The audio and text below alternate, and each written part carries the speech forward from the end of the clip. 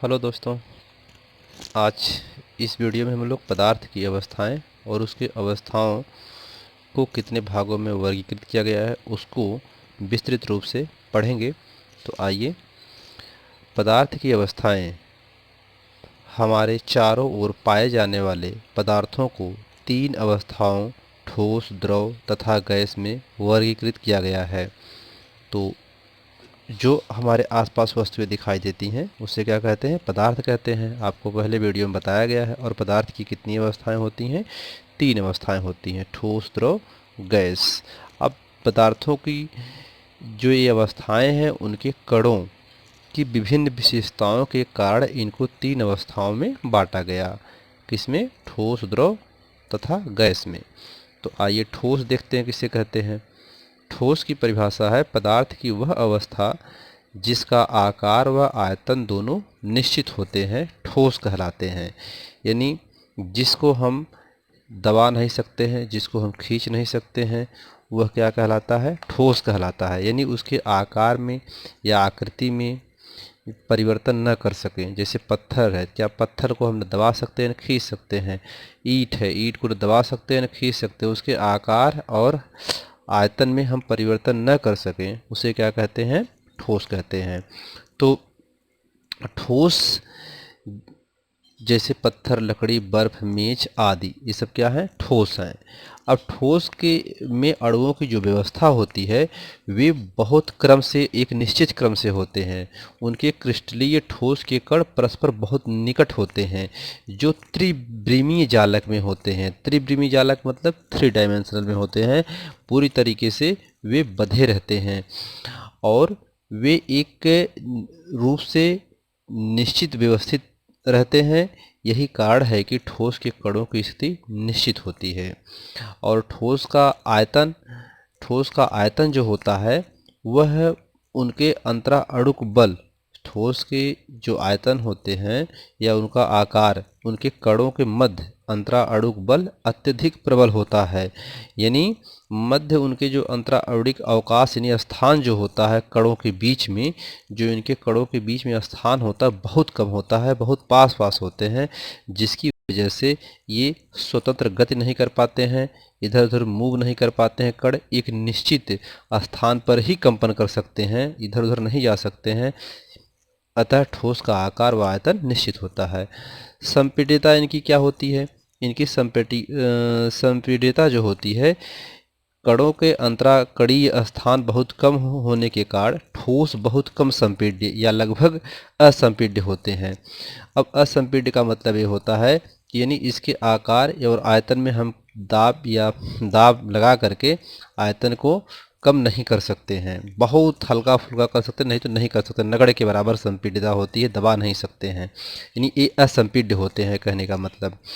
और गर्म करने पर जो ठोस होते हैं इनके कण बहुत दूर दूर हो जाते हैं। पदार्थ के कण गर्म करने पर दूर दूर तो हो जाते हैं, अतः प्रसार फैलाव होता है, परंतु ठोस के जो कण होते हैं इनके अंतराकणीय स्थान बहुत कम होता है, जिससे कारण एक गर्म करने पर कणों का प्रसार बहुत कम होता है। हम किसी चीज़ को गर्म करेंगे तो उनके कण बहुत दूर दूर चले जाएंगे, तो लेकिन जो ठोस होते हैं उनके कण बहुत दूर नहीं जाते हैं, जिसकी वजह से वे मजबूती बनाए रखते हैं। घनत्व इसका क्या होता है? इसका जो घनत्व होता है वह अंतराणिक अवकाश बहुत कम होने के कारण, यानी कणों के बीच में जगह बहुत कम होने के कारण ये बहुत उच्च घनत्व इनका होता है, इनकी डेंसिटी बहुत ज़्यादा होती है। तो वह यहाँ पर लिखा गया है कि ठोस अवस्था के कुछ महत्वपूर्ण गुणधर्म हैं। निश्चित आकार, इनका आकार निश्चित होता है। निश्चित बीमाएँ, ये इनकी जो जिस क्रम से व्यवस्थित रहते हैं उसी क्रम में पड़े रहते हैं, ये इधर उधर नहीं होते हैं। कठोर, ये बड़े मजबूत होते हैं, कठोर होते हैं, इनके दबाया नहीं जा सकता है। असंपीड्य, इनको दबाया नहीं जा सकता। घनत्व, इनकी डेंसिटी बहुत, घनत्व बहुत ज़्यादा होता है। और गर्म करने पर प्रसार, इसमें फैलाव बहुत कम होता है, यानी प्रसार बहुत कम होता है।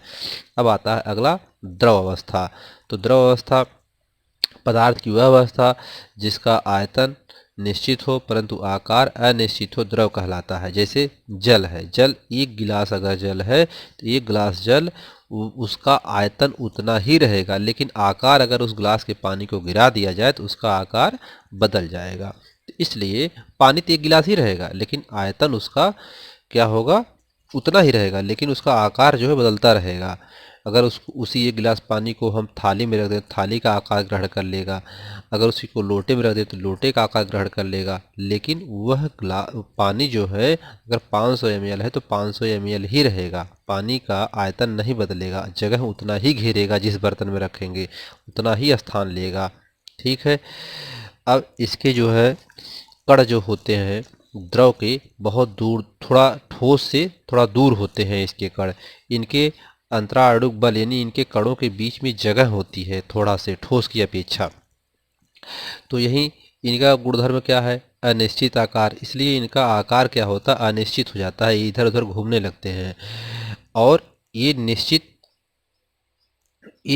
अनिश्चित बीमाएं, इनकी जो बीमाएं हैं ये एक लाइन से नहीं रहते हैं, ये इधर से उधर उधर से इधर जाते रहते हैं, क्योंकि इनके कणों के बीच में, अणुओं के बीच में बहुत ज़्यादा गति होती है, इसलिए ये इधर से उधर जाते रहते हैं।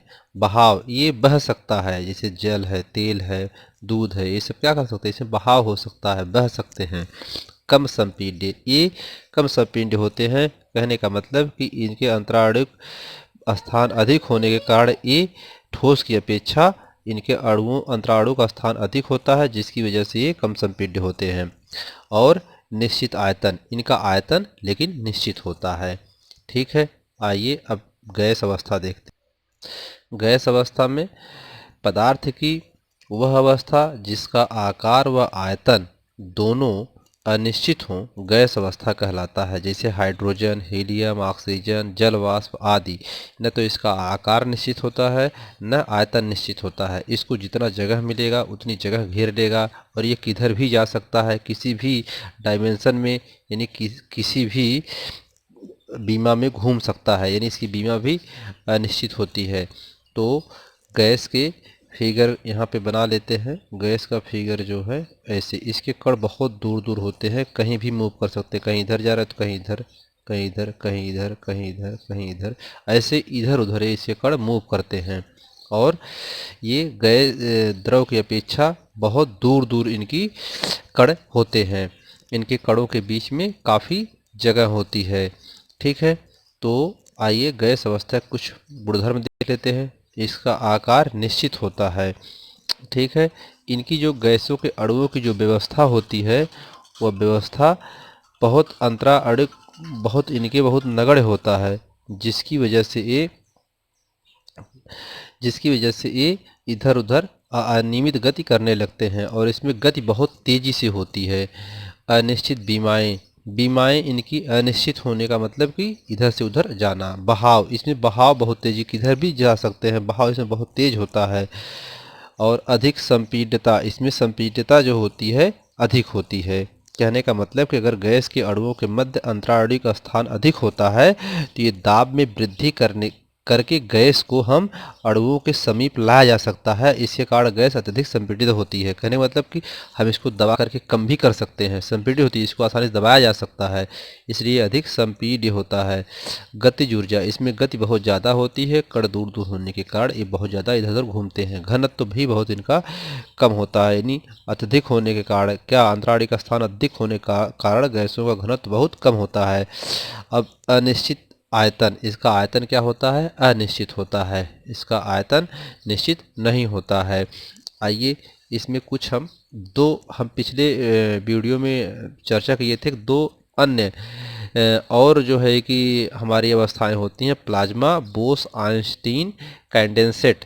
तो उनके बारे में थोड़ा सा जान लेते हैं यहाँ पे, जो आपके कोर्स में नहीं है, लेकिन फिलहाल थोड़ा बहुत जान लेते हैं। तो ठोस, द्रव और गैस के अतिरिक्त द्रव्य की यानी पदार्थ की दो अन्य अवस्थाएं भी होती हैं। जैसे प्लाज्मा, पदार्थ की वह अवस्था जिसमें उच्च ताप पर द्रव के परमाणु आयनित अवस्था में होते हैं, बहुत ज़्यादा उसको हीट करने पर फिर भी उसके जो परमाणु के आयन है वह अवस्था में हो, मतलब वह आयनित अवस्था में हो फिर भी वो उसमें आयन उपस्थित हो तो वह प्लाज्मा कहलाता है। यह अवस्था विद्युत की सुचालक होती है और फ्लोरोसेंट ट्यूब एवं नियान बल्ब में प्लाज्मा होती है।